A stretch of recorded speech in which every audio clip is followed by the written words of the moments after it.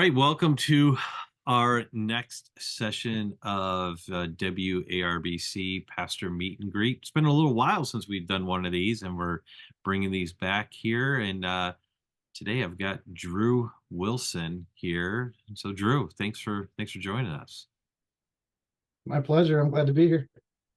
So, tell us a little bit about your ministry. Where do you pastor, and how long have you been there? I pastor Faith Baptist Church in Adams, Wisconsin, and I've been here right around a year and a half. Okay, So year and a half. Oh man, that's there's a lot that happens in the first year and a half, isn't there? there is. I feel like I'm just past that honeymoon stage. So we're getting to really get into the nitty gritty of what it means to just get to know the community and different aspects of trying to really invest in our community and what that looks like, and trying to include our church in it, so it's not just my family. Hmm. But we love it here. We like being right center, central in the States. We can get to Madison really easy. We can Yeah. go north if we need to. So it's really nice. It fits our family well, and we really enjoy the church. So Okay. So you mentioned you could go north if you wanted. Now you were north before coming to Adams. yes. Where were you serving beforehand? Right before serving here, I was up in Barron, Wisconsin, at First Baptist Church there, with Pastor Floyd. I Very. was there for a year and a half as the youth pastor. And I had started out ministry as a campus minister about 8 years ago. And at that point, I was with a ministry that was more non-denominational, Mhm. and they were going a direction that I didn't love. And so Lord was directing me to become a pastor, and I started serving also in Omro, with Pastor Daryl at Bridge of Faith, Okay. as his youth director, unpaid. But it was a great just first step of more church focused ministry. Hmm. And then I went to Barron, thinking I thought I was going to be there forever. Sure. We love the church there. We love the people. I loved working and doing youth ministry, but then I realized that youth ministry just wasn't my niche. And I think Pastor Floyd could see that too. And so he really gave the encouragement that, hey Drew, I think maybe a different position might be better Hmm. use of the gifts that God has given you. And so we started talking and praying, even just the two of us. And then the leaders here at Faith reached out saying to Pastor Floyd, saying, hey, we need somebody to come and do some pulpit supply. Since you have two pastors, would you be willing to let us borrow your youth pastor? And I came down here a few times in the beginning, and then it led into about a month straight that I was preaching here. Hmm. And they asked me if I would consider being the lead pastor. Hmm. And the Lord just worked everything out. Lots of traveling back and forth for interviews and things, but Yeah. it was all worth it. And, God is really blessed. So, And here you are. And here you are. yeah. Yeah, I spent several years in youth ministry. I can't remember how many now, but it was a lot. And yeah, I love it. I love teens. I love youth ministry. Hmm. You do get to a point sometimes where it's like, yeah, I don't know if I can keep doing this, or maybe it's a different gift, yeah, skill set or whatever. So that's Yeah. great. That's great that you're there. And I know you got some, I mean, even from the time I've been up to your church a few different times for different meetings or whatever, I see your books are a little bit more organized now than the first time I was there. And Yeah. and you got a construction project that you guys have been working on. What's that about? So we're still in the beginning stages. There's been a lot of setbacks, but we have two buildings. We kind of have a unique setup Hmm. for our facility or our buildings here. And so our main auditorium is on the one side of our property, and then our what we call the annex building, or like fellowship hall Sunday school rooms, is Hmm. off, just to the side of our auditorium. And we use chairlifts because the main auditorium and the main fellowship area for the annex building Hmm. are more on a second level. And so we use chairlifts, but they're having a lot of problems. And Hmm. the cost to replace those with new ones was very significant. And so Right. we just looked into other options. And one of those options that we came up with is to build a deck between the two buildings and then have a ramp. And Cool. so that's what we're in the process of trying to work on. But we've had a lot of setbacks with permits and Yeah. zoning stuff. And we thought we had to go through the state, and then it come to find out we don't have to go through the state. We just have to go through an architect to do all the drawings and Hmm. check the elevation levels and all those things. So it's just been a huge, long process. I think we're finally, Lord willing, going to have it get started this spring. I'm Okay. really hoping it does. But yeah, that's our big project right now. I always have laughed since I came because the advice I got from other pastors was, "Hey, don't do a lot of big changes in your first couple of years." And I walk into this one and like there's nothing I can do about it. These are just the cards I was dealt, and we have to come up with something, and we need to be good stewards with what God's given us. And so the comparison of the chairlifts, you have to pay to have them come out and service them so often. It's a lot like an elevator Yeah. that I don't feel like that's wise to do that. And so a deck, I have a lot of construction experience. I kind of did that in a former life before No, ministry, and no former I life. still love that kind of stuff. And so yeah, sorry, bad joke. No, no, no, But it's fine. it just feels like a completely different life now compared to ministry. I don't work in that kind of more physical kind of Mhm. nature anymore. But yeah, so we're hoping the contractor we have in the area. The other reason was I thought it would be a good connecting point with our community. Mhm. And so we've gotten to know a contractor really well, and he's actually willing to let us do a lot of the labor ourselves, except Mm, for maybe some of the more technical stuff. He's mm. going to do that, or his guys will do that. But if we have others who can come and help, they're willing to let us do the majority of the bulk labor, which is awesome. So That is great. That's great. And you're great. It's great that you have guys in the church or people in the church that can help with something like that. So I then, yeah. and the giftedness that God's given you in that area from your former life, as you said. So, uh, hey, tell us a little Yeah. bit about your family. Tell us about your family. So I've been married almost 10 years in June, and to my wife Kayla. And then we have four kids. Elliot is 8, Cooper is 5, Quinn is 3, almost 4, and then Maddie is 4 months old. So Wow. So the range is 8 years to 4 months right now for you. yes. Yeah, Mhm. that's a big range. Now, how is Yep. the 8-year-old with the 4-month old? Is a big help or not so much? Or He's very responsible for being 8 years old, and he's one of those that he loves to help any way that he can, almost to the point that sometimes we have to say, Elliot, it's okay, we yeah, don't need your help with this, But he's great with her. He helps. He doesn't want to change diapers or anything like that, but if we ever need him to feed her, because we just do formula, and yep, so he helps with that. yep. And then usually, like Kayla works from home doing Mary Kay, and Mm, so if she's in the middle of a meeting, he'll help watch Maddie. He'll take a nice, break from doing homeschool and step in, and nice. so he does really good. He's great. And that's gonna be great for him. I have two brothers. My younger brother's 9 years younger than I am, so obviously I was nine Okay. when I was born. And I remember, helping with learning how to get bottles ready and change Mhm. diapers and care for babies and stuff like that.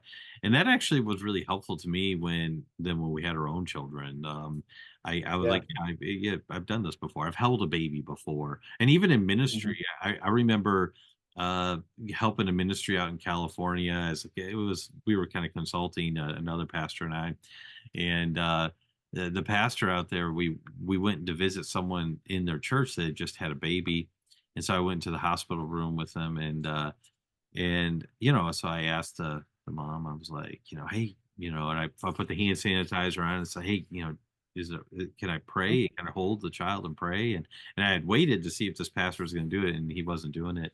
He didn't have children yet at the time, and the mom was like, of course. And so I talked to the pastor Yeah. afterwards. I'm like, that's what mothers want you to do. You've got to know. He's like, I don't know how to hold a baby. I'm like, okay, we got to learn how to hold a baby here. So, um, I was glad that my parents made me do that. So, your son's getting great training here. So that's great. Yeah, I had the same thing, from family, cousins and things.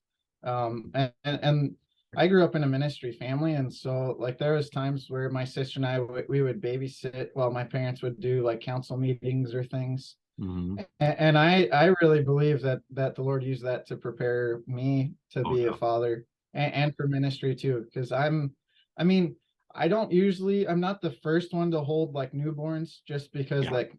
if it's not my own, it kind of intimidates me. You But don't once they're want a to little drop bit them. older, I'm more than happy to hold a baby and Mhm, just mhm. because I actually think the younger they are, the easier they are. So, for me at least, like I love just sitting and holding babies, and especially Maddie. Like I'm the one that usually gets her to take her afternoon nap, or even get her to be ready for bed. So like that, I treasure that stuff. You Yeah, know. that is great. So That is great. Yeah, and we were praying with you when Maddie was born, and for Kayla and stuff as well. Praying for your son, thank you, and so just thank you. just praying for your family there. Um, so you have children ages 8 all the way through 4. So my next question typically ask is, what hobbies do you have? And I have a feeling that there's not a whole lot of time for hobbies. So it's kind of one of those things that I have really learned that I have to do things with my family. Yeah. And so there's some things that is more seasonal. So like as a family, we really love going disc golfing. Oh, cool. We love so like the a lot of times when Kayla and I were first dating and then first married, we would go on hikes or walks. And we just found as the kids came into the picture, that was a little bit harder to do, like at least bigger hikes.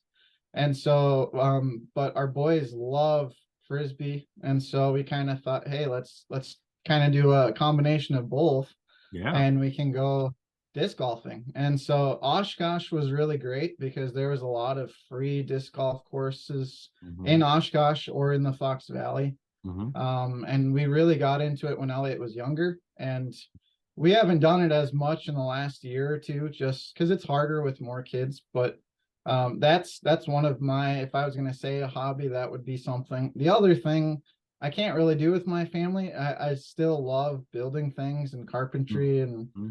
like Christmas, I made, like tree sconces for family and some friends. Oh, cool. Um, and I love any kind of building and carpentry stuff. Like those would be my two biggest hobbies, I would say. And of course, reading books. But I Yeah. don't know if that could be a hobby as much as Sure. like just I enjoy that. I find it relaxing. I didn't start doing that until I was in junior high, and Yeah. I feel like I have to make up for the time that I lost. And Yeah. now after my dad passed, I got a majority of his books, and so Hmm. I have more books than I can read, but um, I love them. So that I Great. love going to bookstores and looking at old books and stuff like that too. Yeah. Half price books is one of my favorite places. Yeah. And sometimes my wife has to pull me out by my shirt collar to get me out there.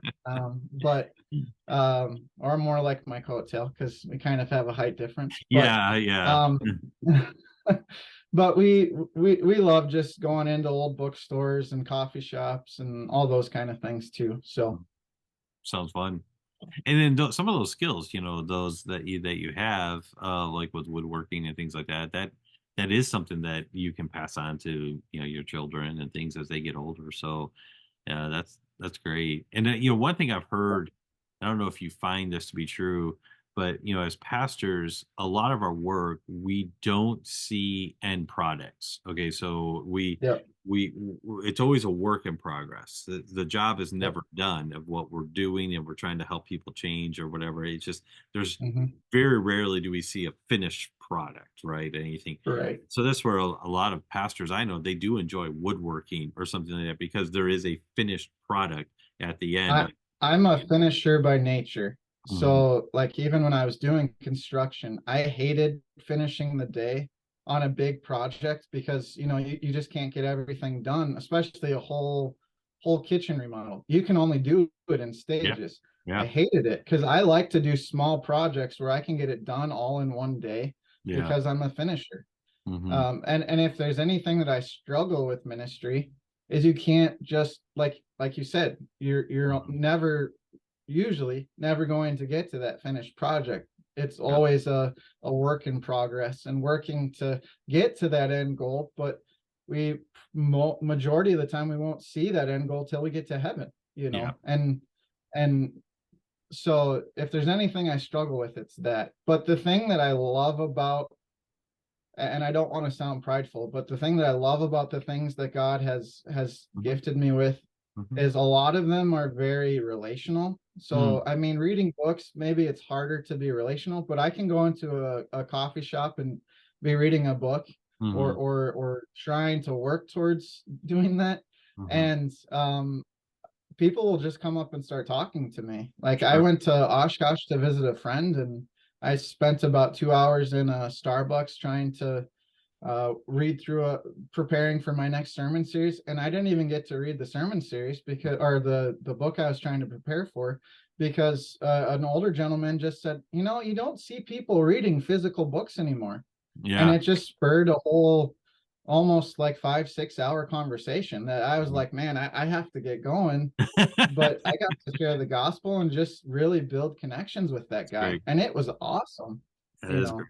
But then like even the construction and stuff, the Lord's used it to I've gone on a few missions trips where I could use those gifts. And Yeah. so just what I love is like ministry is all about relations Yep. and building relationships and working to grow those relationships Mhm. and Mhm. starting from one spot and building it up. And so it's cool to see, even if I don't get to that finished project, I get to work and work Yep. alongside God, but also other co-laborers and investing in people and projects Mm. and helping building people's relationships. Yeah. So So good. So good. All right, one last question. We'll continue on to the thing with books, but it doesn't have to be a book.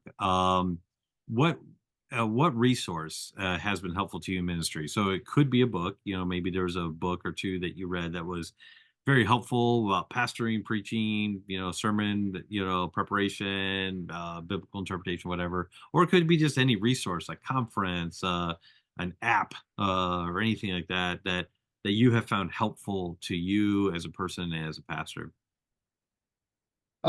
so in the area of books, I mean, I was trying to think of a list, and I probably have more than you want to even share, but I tried to narrow it down to a couple, and I was able to get it down to one commentary series. And I Okay. don't even have all of the series, but I really love the Christ-centered exposition Yeah. series Yeah.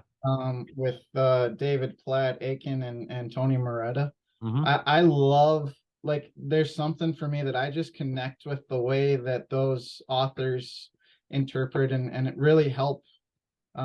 It's really helped to develop my sermon series, is to just know a lot more, not even like super theological in depth, but just how to explain it to everyone in my congregation. Yeah. And I think sometimes that we almost, like, we go either too high or we go too low. Hmm. And I really think that as pastors, our job is to try to get the bulk of people that we can, Hmm. and make sure they connect with God's word and what we're trying to say. And so I would really highly recommend that. The other one is a book that I read that's called The Quest for Friendship by Josh Tice.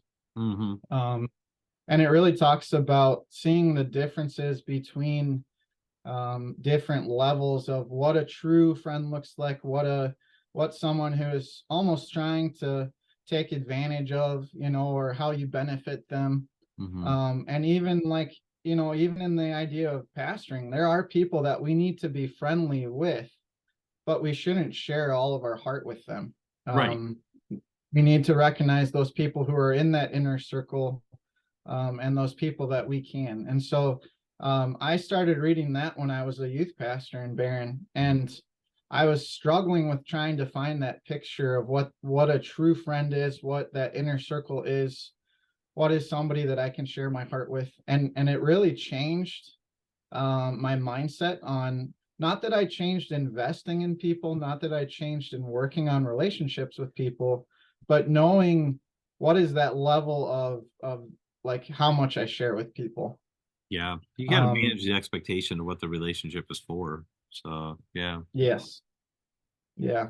So I also am a big podcast guy, Okay. and at least in the area of pastoring, Josh Tice did a podcast that has a lot of episodes. It's called The Idea Talks.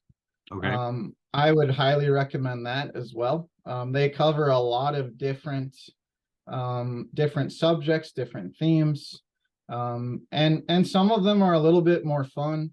Some of them are a little bit more serious. But I work a part-time job, milking at a dairy that one of my deacons owns, and Hmm. it's usually about 3 hours that I'm there, and I can get through about 3 episodes of that, and it really has helped me grow in my ministry.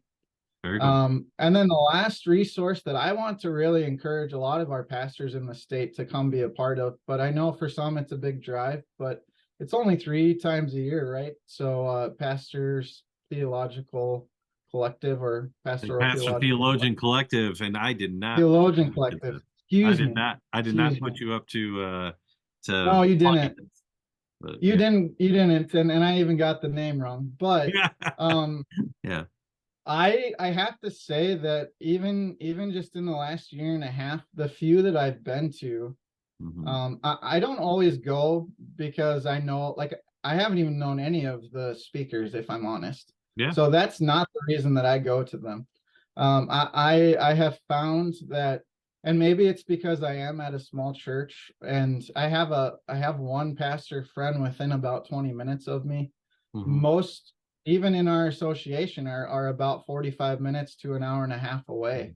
Sure. And this is one that a few of the pastors in our close area come to, Hmm. in the association, and it's at your church, every other time. But um I have just found that it's really been instrumental. And maybe I don't always agree with everything that's said, but it really forces me to think about the subject in a Yeah. different context, where Yeah. I can read a book and I can form my opinion about that. But then it's not the same as like talking it out with other pastors, because there Exactly. is the couple hour sessions, and Hmm. then there's a time where we usually have lunch and we talk. And sure, we talk about other things as well. Like this last time I connected with a pastor who's in the Madison area, that he's from my same hometown. We were born in the exact same hospital. That's funny. And I had no idea that he was from there. And I probably would have never met him Right. except at that event.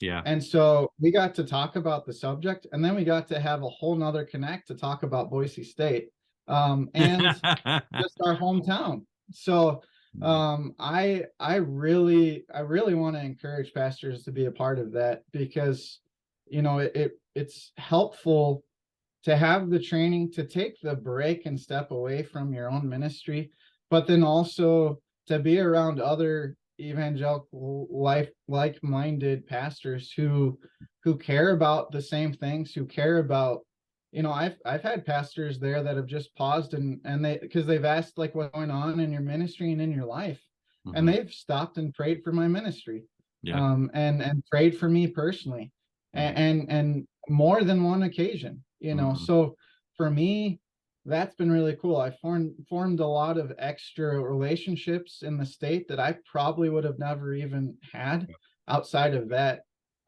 pastors fellowship. And so It's cool. I really think that has, if I'm gonna even try to plug any resource. That's the biggest one, because I feel like we often get so caught up in our ministry, Mhm. and we get so caught up in the things that we have to do.